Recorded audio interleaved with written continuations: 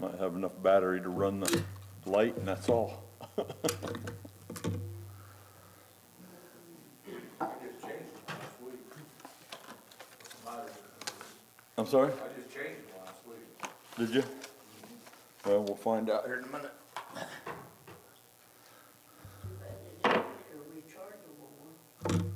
Oh, you don't want rechargeables in the microphone.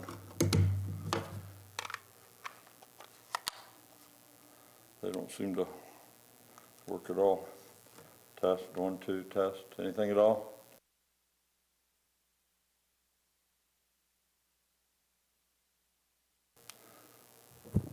All right. I don't know.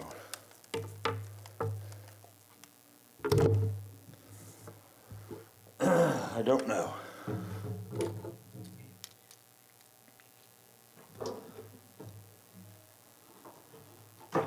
We don't have a way to fix it, so.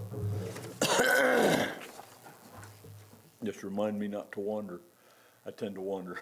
It won't do any good. Probably not. Just have Sunday school. All right, but we'll try. So last time we met, we were talking about unbelief. And we're trying to get a little bit of I realize these are more teaching than go team go spiritual lessons, but you're trying to get a little bit across to where we are in our world. The mission we have and the mission field we're dealing with is not the mission field our parents and grandparents had to deal with. People literally just don't believe now like they used to. A lot of them don't even know. It's not that they got to the conscious choice of believing or not believing. They don't know because it's been so long since so much things have gone out and about that they've never got to the point where they've heard enough and seen enough things to make a choice. And we gave you some statistics of how the percentages of our world and of our country, it's a growing percentage that doesn't know God, let alone believe. And a growing percentage that doesn't know anything about him. And we talked about you can't just make assumptions. Well, they're just not that smart, or they're this or that, or whatever, or this culture, that. It's deeper than that. This goes way deeper than any of that kind of stuff. Like I told you, they'd done studies and went around, and a lot of this, it's nothing to do with any of that kind of stuff. When kids haven't heard from birth, and they've never ever been told, by the time they get into their late teenage years, they're pretty much lost, unless the Lord intervenes.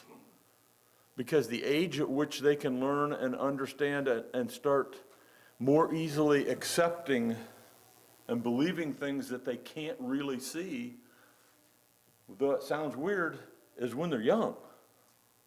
When they become older, they become much, much harder and much more jaded, and it's more difficult to believe things, even if it's true, that you can't see proof for. A young person can see and look at it and see, well, God's doing this. God did this, but an older person's like, well, it just happened. It just happens. It's just this, just that. And brush it off. And we talked a little bit about there's two basic groups of unbelievers. You got your atheists who totally don't believe of any kind of a God. There is nothing. There's nothing out there. Then you got your agnostics, which is a group who believes that while there may be a God, we don't have any way of knowing or proving it. So we just can't, we don't really put any reliance on it because we don't have any way of knowing or proving it. This is a group, believe it or not, that group's been around, both groups have been around forever, but the agnostic group, the disciples and Paul dealt with. They've been around for a very, very long time. Well, there might be something, but you can't prove it. What you're saying doesn't tell me nothing. I can't go out and God did this. Boom, he did it. Okay. They're looking for a magic show, if you want to put it that way. So how did this happen? How did we get to the point where we are now? And this God's been working with me on this for a couple of weeks, going through this, and it's like, wow, this was a process. Because we started out day one, God created Adam. And then he created Eve. And he came down and talked to them every day. They knew God. He came down and walked with them. It wasn't a question if there was a God. They knew him. So how did we get from man knew God, one-on-one, in person, to man doesn't even believe there might be a God of any kind, no matter what it is? How do you get there? Because God created us, and the way he created us with intelligence, he created us with curiosity, he created us with desires and aspirations, and some people want to make out like things that make up the human personality are evil. They're not. God created us with all those things. And they can be used for good, and they can be used for not so good. And they can be just used for self. He created all those things. There's always been some things that man does not, literally cannot, and will not ever understand in this life on this earth. There's scripture, there's mysteries of this world that we don't ever understand until you get to the other side. God can open your enlightenment to it. But man's always had an innate, inborn, built-in desire to know. Come on, man's always, since the beginning, he's always been trying to figure stuff out. How's this work? Why this? Why that? That's just the way man's made. And because of it, many, many, many things have been invented, designed, created, found, understood, cures, all kinds of things have come about because man's had this desire built into him that God gave him to want to know and understand. So we can't look at it that they're wrong because they want to understand. That's something that's built into you. Wanting to understand, science helps make it something you can understand. The problem is science doesn't have all the answers. And you can't get hung up on, well, science can't explain it. Science is never going to explain how that sun popped into being and started burning. They will never understand that. There's no explanation for why it's burned for however long it's been out there, and we have no way of knowing. However long it's been there, and it's never burned out. But yet we can look in what we think we're looking out into the stars and stuff and figure things out and go, well, there's stars that have already burned out. We don't know how long that's been out there. What we know is God created it, and it'll be there till he says stop. And this is something man has a hard time with. I like the temperature right now. People say, what? It's January. And it's been, when I was a kid, they keep talking about climate change. When I was a kid, this is what every January was like. But that's just normal. And then I thought, I was talking to Brother Tim, his kids all got to do a sled ride. That happens about once every 20 years down in Alabama. Yeah.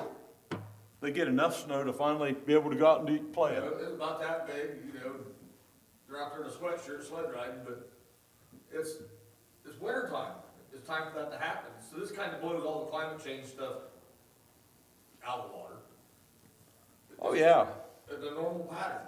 If you look at and they've been keeping track of weathers since early 1800s. There's people who are into that. It's always a cycle.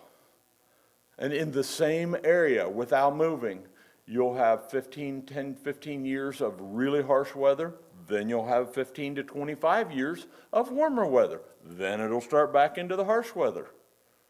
It's the way God designed the systems, the seasons. He designed it all with purposes. We had a science teacher, and that's what I was mentioning about it being cold enough, who used to tell us, he said, look, science has proven the reason some diseases come and go. It gets warm. Things can grow. Bacteria doesn't die. It doesn't ever have a long enough prolonged cold to kill it off. Then you have an extreme cold winter or two, and it stays cold for weeks on end, it can't live through it. And it starts killing it off, and then you don't have that sickness for next 5, 6 years, maybe 10 years. So that's just the way it works. God has a way of controlling all this stuff and making it so that it keeps it from wiping itself out. But he also doesn't let you stay healthy too long. Oh, but. He knows overpopulation's not a good thing either. Whether we like it or not, it's the natural cycle of life. Overpopulation is very bad for any population of species. And after a while, he's got to clear that out a little bit too. You know, we used to hear about it in school, and you want to tack it up to evolution, but the fact is, it is a fact of life. Survival of the fittest. The weaker species, or the weaker ones, they'll get killed off. God has this thing all built, and he's been doing this for a long, long time. He kind of has a little idea what he's doing. He has a good idea how this should work. Man wants everything to be his way. Nobody dies ever. Nobody's sick ever. That's what man wants. That's not what God designed. Because if nobody's sick ever and we all live to be way, way, way old, nobody dies off. And we're going to talk about that just here in a minute, because this became a problem so big God dealt with it. Throughout time, man, when he doesn't understand something, has a real bad tendency to come up with theories and pass them out there as the gospel truth. Come on, we had the theory, when it came out, when we first learned about it back in elementary school, it was the theory of evolution. It was taught with the word, the theory of evolution. By the time I graduated, the theory part was left out. Evolution was a fact. When did it change? When did they get absolute proof? They didn't. This is how man works. Man, it's my idea. It's got to be right. Therefore, boom, let's go. And that's how man's been throughout history. So, we started way back, long before Moses, or Noah and the ark, any of that, shortly after creation, I'm sure. You started having philosophers. You started to have men of learning. Men who understood things. And they had their way of explaining everything, no matter whether it was right or wrong. And it's great because every now and then, if you get really bored, go out and look up philosophers of, pick a time frame, and you'll find some of the wildest theories you ever heard. There is theories that one century this happened, and the next century the exact opposite happened, and both of them believed it just as equally. I mean, come on, man's just that way. Man's a fickle person. If he doesn't have seriously concrete proof, he'll make it up.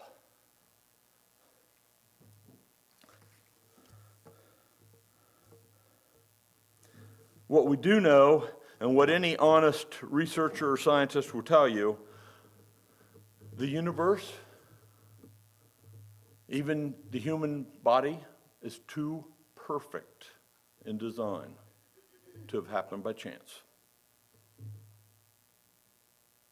And if the human body could have evolved to this much perfection from whatever species you wanted to dream up it evolved from, why did no other species on Earth evolve? Come on. If we came from some amoeba that came out of the water and learned how to walk and got up on the shore and eventually, boom, boom, boom, and sooner or later you went from that to some kind of a ape monkey form, and then from there you gradually worked your way into a human. Why did nothing else evolve? Because you don't hear no explanation or argument about this evolved from this or this evolved from that. You don't hear none of that. It's always only man. Why? We can't explain how man got here. But man, being the egotistical creature he is, thinks he is number one in the universe. He's so far above everything else and anything else, it's all around him. And I thought this was funny because I was reading a thing by a so-called wise man one of the theoretical geniuses of our time, and he said, man doesn't understand. If there is an alien life form out there somewhere, he goes, and we have no way of knowing. They're smart enough to stay away from us. He goes, they could be so far above us, it's like us above the ants. And they're looking at us going, nah, don't think so. Don't want nothing to do with that.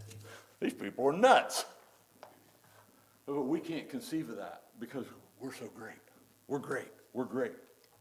But man's always been this way. And when man saw that you had a part of the population who was serving God that they'd always heard about had created the earth, and he came down with Adam way back and did this, but man doesn't want to believe that. Why? Because, well, if you're going to believe in God, we got a problem here. He's not a rock or a stone. He's a real being. He's a personality with feelings, with desires, with requirements. And if we want to be part of him, we got to live a certain way. We got to toe the line. And we don't want to toe the line. But if we believe in him, we got to do that. So man started making up his own gods that allowed him to, oh yeah, we got to pay our gods to have good weather. We got to pay our God to have crops or have peace or have picket. It doesn't matter what it is. We have to pay them. So we give them stuff. Of course, our priests, they're on the in crowd. They get all the stuff you're paying. They're getting rich off of you. We're controlling the people. And it became all about that. And it's been that way since long before the flood. The things that God created wanted was a holy life, a clean person, a person who lived for him, a person who lived above sin, who put God first above everything else, which meant if you did it God's way, you were therefore also going to put others first. Come on, you were going to love your neighbors and all the people around you just as much as yourself. You weren't going to have, if you had the perfect utopia that God had designed, you wouldn't have selfishness and hate and envy and all these things because you'd give them up because you love your neighbor, your friend, your whatever. You put them just as much as you, and you put everything in balance the way God does. We wouldn't have had all these problems. But man didn't want that. Man always wanted self from the beginning. Well, look at Cain and Abel. Abel wanted to give God God's due. Cain wanted to give him something. So I can be seen as giving him something. That wasn't enough. That wasn't what he wanted. So we had a little problem. And I did a lot of research on this. I thought it was interesting, at least to me, to understand a little bit of what happened and why it went this way. From the time of Adam until the flood, people who died young died 500-600 years old. People who died old were close to 900. So if you're living that kind of lifespan, between 500 and 900 years old time frame, a person who lives 600 years lives and has 20 generations of humans underneath of them. An average, based on history, they would have 2 million descendants. And that person's still living. A person who lived 900 years would have over 30 generations. They would have over 10 million people descended from them. And they're still living. Unless they was a Thompson. Huh? Unless they was a Thompson. 27 million. But you understand where I'm going. These young ones coming up who are only 20, 30, 40 years old, they got this person who's been out there since before anybody can even remember there was time. Well, you can't hardly remember in your mind anything that people's told you that goes back before your great-grandparents. You'd have to dig it up and research it. You got people who had grandparents 20 times over, 30 times over. They became And I was reading a bunch of stuff, and it said they became as gods to the young ones. Because they had seen so much. They had been through so much. They had lived so long. And whenever one of them became evil, they influenced a lot of people for a long, long time. What did God say before Noah and the flood? The earth became, man was just continually evil all the time. They were living too long. How do you know? Because what God said when he said he's going to have the flood, and we came back out, man's years would be 120 years. You're living too long, we've got to kill you off. Now, understand, from the beginning, his design was that man would live in harmony and peace, and he could be here for a very long time. He had to change it because man wouldn't accept him. So then he took the flood and he wiped them out. Okay? But we got a problem. We come back after the flood. Man didn't want to worship God, but when you come back after the flood, you only got 8 people to start it all over again. Problem is they were from the old stock, the old bloodline. They still lived to be somewhere between 600 and 900 years old. While everybody who was born after them, they say it happened over a period of several generations. They started dropping down to 300 years, 200 years, boom, and then they got down to the under 120 years range on average. Within several generations, that's where they were at. God let them die out. The problem is, after they came out of the flood and they came back, those 8 people lived a long time. They influenced a lot of people. One of them, history says, is the instigator of building the Tower of Babel. He was still alive.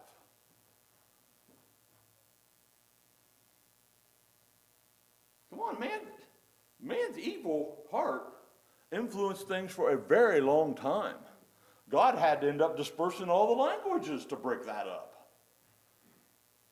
And he did. And that also forced people to move out away from each other. And he cut out their lifespan. But I was reading a thing, they said what that son was doing, his mother had been alive for so long, and she had been alive till a few hundred years before they built the Tower of Babel, that he had set her up as a god. She was God's wife. She just went back to heaven. Come on, man, we want to know why people have a hard time believing the true God. This is part of how it started out. And back into idolatry, which they had gotten away from idolatry. God killed them all off. Somebody had to start it all over again. But that son, and possibly more, didn't ever want to worship God. Just because God gave him a rescue because of his father, Noah, and allowed him to live, didn't mean he was a perfect person to serve God. Noah served God. You don't read where any of the others served God. Noah served God. God did them for Noah's sake. So now we got the earth's back, and we got people going right back into not believing God. We got idolatry coming back up. A lot of people ain't worshiping God, don't know who he is. God starts over again with Abraham. Finds a man who served God, who believes him. Abraham, I want you to come with me. You come where I am. And if you come with me and worship me, I'll be your God. You be my people. I'll raise up a great people from you, and you all believe in me. And he did, and he worked it from there. But see, part of the problem was, we can go back, with the Egyptians and the Sumerians and the people who became what we call Babylonians, because there was many of them before that time by different names. And they became people of science who wanted to prove things. They wanted to learn how it worked and prove it. And we know this because they got lots of writings or carvings or whatever you want to call it, engravings and stuff, telling how, different things they knew. They knew mathematical principles. 2,500 years before Christ, they understood things that we thought a math philosopher came with after Christ. I was reading the other day, they found evidence of writings talking about what we call the Pythagorean theorem, which is a deep math science from almost 3,000 years before that guy was born. Man's always had an inquisitive mind and wanted to and he started getting into science to prove it. Well, science becomes a problem because science done right uses scientific formula. You see something, you have a question. When you have your question, now you start coming up with theories of how that might be done. Then you go out and find ways to try to prove and back up your theory. And if it works, wow, you figured it out. If it doesn't, you come up with another theory and you start again. That's the basic philosophy. There's a lot more to it, but that's the basics of it. And man did this, but the problem is man can't explain everything. There's much man can't. We still don't know how cancer starts. If we did, we'd stop it from ever happening.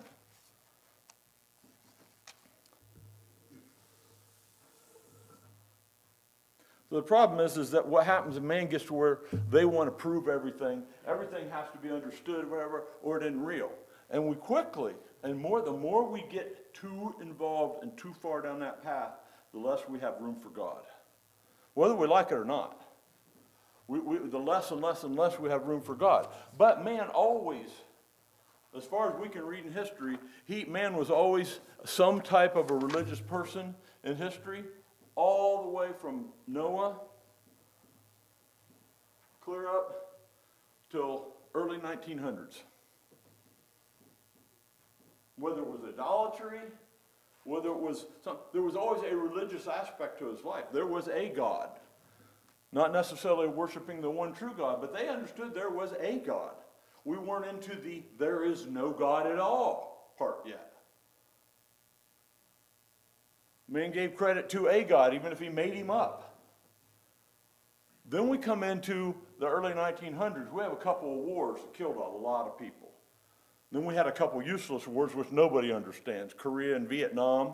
Some smaller conflicts after that nobody else really understands. And they're pretty much coming to admit now, a lot of these later ones, they were for money. Whether we like it or not.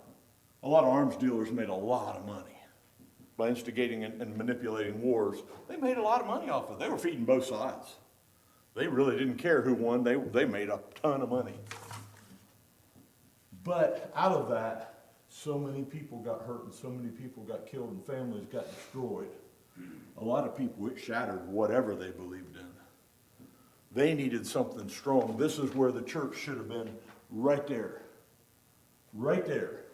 And the problem is it took the church till almost the 70s to really start getting strong, trying to reach out to people. You're 20 years too late. See, whether we like it or not, and I have great confidence and great faith that a lot of our spiritual leaders of the late 60s and 70s did everything they understood and knew how to do. I'm not downgrading them. I have a problem with the people from the 30s and 40s. Where were they to keep this generation rescued? There was something missing. A lot of them got lost. And we come into why do I say that? You come into the 50s and 60s. Anybody know what the biggest self-event of the 50s and 60s was? Very early 70s. Come on, it was all around the world. Took over our country. We call it the sexual revolution. Whether we like it or not, it happened. Drugs, rock and roll, and if it feels good, do it. That spread across the country like you would not believe. I was a youngster during that stuff. I know what I seen in school. You guys think school's bad now? You ain't seen nothing. I've literally seen it all, not just heard about it. Anything you think you've seen, we already seen a long time ago. As bad as you think it is, it was already there. It was pretty rough because that was a culture and it was spreading hard. So you have this generation in the late 50s, early 60s, all 60s, early 70s, who their whole philosophy, there was a huge group of them that were very anti-war. They'll tell you that. It was war protesters. Yeah, they were tired of war. There'd been war on and off since 1911, 12, whatever, with World War I. All their generations before them, 2 or 3 generations, knew was war. They were tired of it. But they went the other way. They now no longer believed in God at all. Now they were into satisfy the human flesh in any way possible. And that happened. Well, we got a small problem. They didn't just die off and leave their beliefs behind. They made kids. So that generation, they have the kids of the 70s and 80s, early 90s. Come on. How much do you think they were taught about God? As opposed to take care of self. That generation had the kids 2005, 2000 to 2020-ish in there. Yeah, how much do you think they were taught about God from the two generations before? That's how you get to a generation now who doesn't even know who God is, a large portion of them. It didn't take very long. Well, it took about 3 generations. You got 40% of the United States that doesn't even believe there's a God. These things happened, whether we like it or not, and we're not learning from the lessons very well. We're not learning from how it happened. And what do we get? We get into today's world. What do we got in today's world? Our generation now, yeah, the things that we called sex, drug, and rock and roll, that era, if it feels good, do it. Make anything that makes me feel great, anything that makes me have pleasure, do it. That is no longer the push. That's the norm. Come on, that was the shock value in the 60s and 70s. It's the norm now. Now, they not only do it, they expect you to say they're good and they're right for doing it. Come on, you look how blatant are they? How your whole alphabet letter soup of people with weird proclivities, how much do they expect you to not only accept them, but agree with them? They consider that normal now. They've gone so far away from believing God and accepting any kind of God and any kind of a need for Him that now the gods of today, they wouldn't even have thought of these as gods in the 50s. And people worship them, with a fervor. What are you talking about? Same thing Brother Matt's been preaching about for the last 2 years. Sports. Come on, whether we like it or not, it has taken over. It's become God in a very big way to many people. How do you know? They put it first. It's the most important thing in their life. They'll skip anything, even family events, to go to sports. Entertainment. Pick an activity that families or kids get involved in. It doesn't matter what the activity is. Man, that becomes their God. They bow down to that thing. They'll put it in front of everything. They'll put it in front of relationships. People get divorced because this one wants to do this and my son wants to be in this and I don't want to do that. We'll throw the whole family out. We're doing sports, man. We're doing this.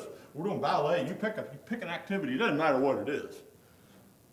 These are things that if you'd have told somebody in the 50s or 60s it would take over their life, those people would have told you were nuts.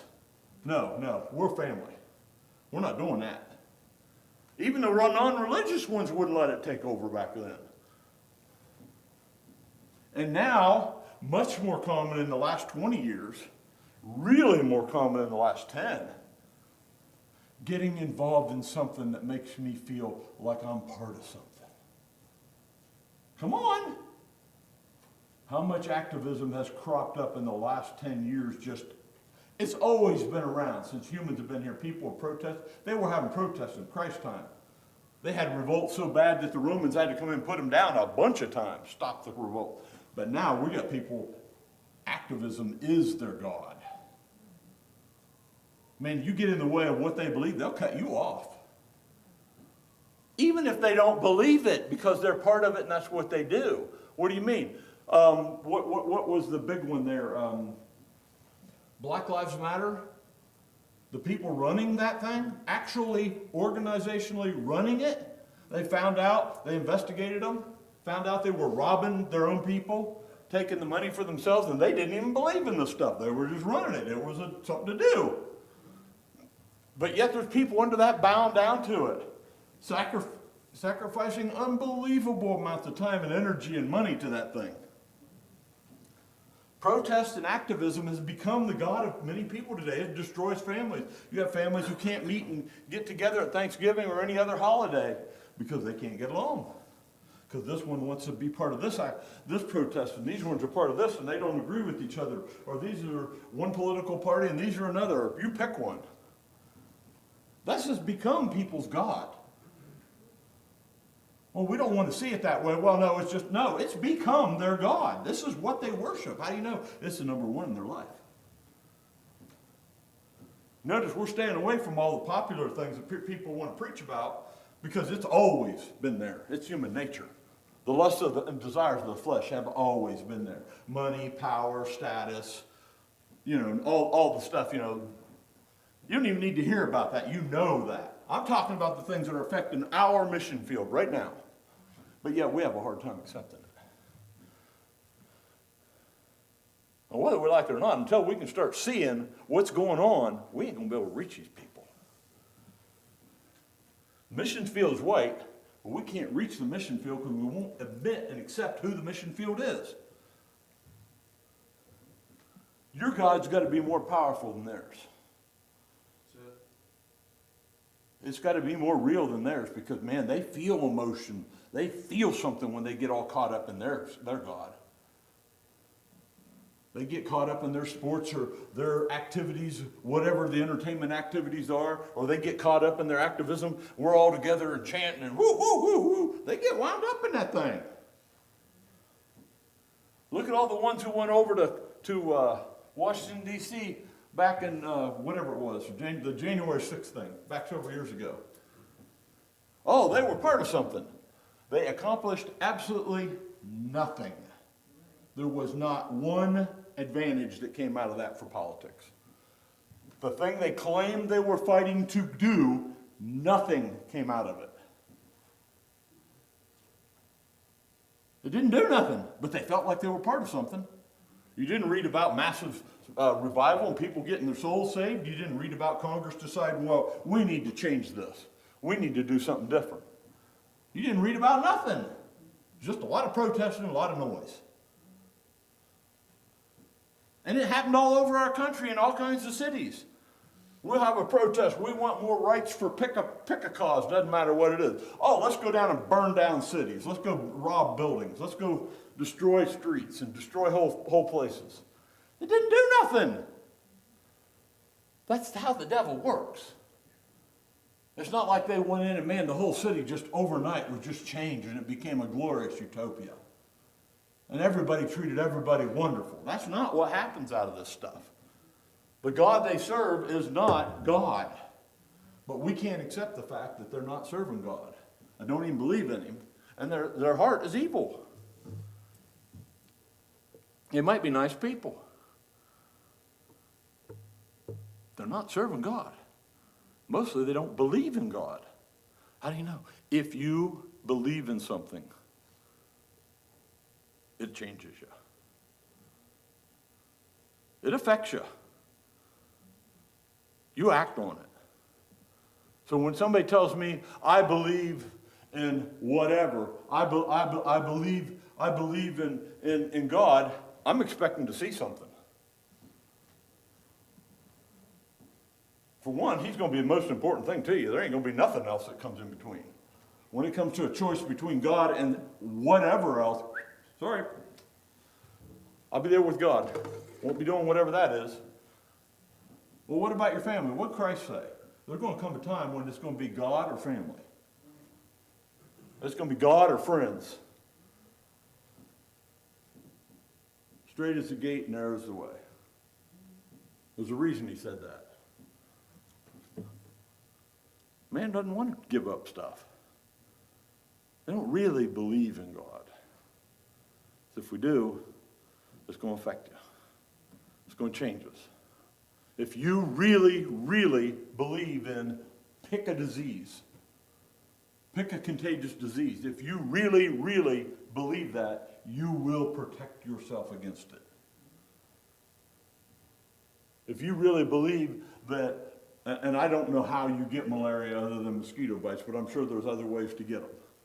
You're going to do your best not to do those things that can cause you to get malaria. We know certain ways that are very easy to get communicable STDs. If you really believe that's a risk, you're not going to do those things that can cause you to get that. What? You don't want that. You believe that's real. When I say, do you believe in God? Well, are you doing the things that you would do if you believed in God? Come on, the world's looking on. They know if you believe in God or not, no matter how much you lie to yourself. No matter what we convince ourselves of, the world knows if you believe. If you ever want a hope of convincing them, you better believe it yourself. So that's what the Lord gave you. We need to understand our mission field. And we need to understand what they believe and what they don't, and why they don't believe. We went through a period of time, they didn't just randomly get up one day and everybody quit believing. This got developed over time. And now we're at a time where we don't have a whole lot of options. We're not, like we said before, we're not doing so much reaping. We need to get back out there and start planting the seed. And we need to understand, if you're going to plant the seed, just like a farmer, you need to know what kind of field you're planting in. And you ain't going to get it to grow. Because there's some seeds that grow good in rocky ground and gravelly ground. There's some seeds that have to have just really pure dirt, high rich in nutrients and stuff, or else it just won't grow. We need to understand what we're dealing with and who we're dealing with. So, I hope that helps you. We have a job. We're supposed to win the world. We need to make sure we're prepared.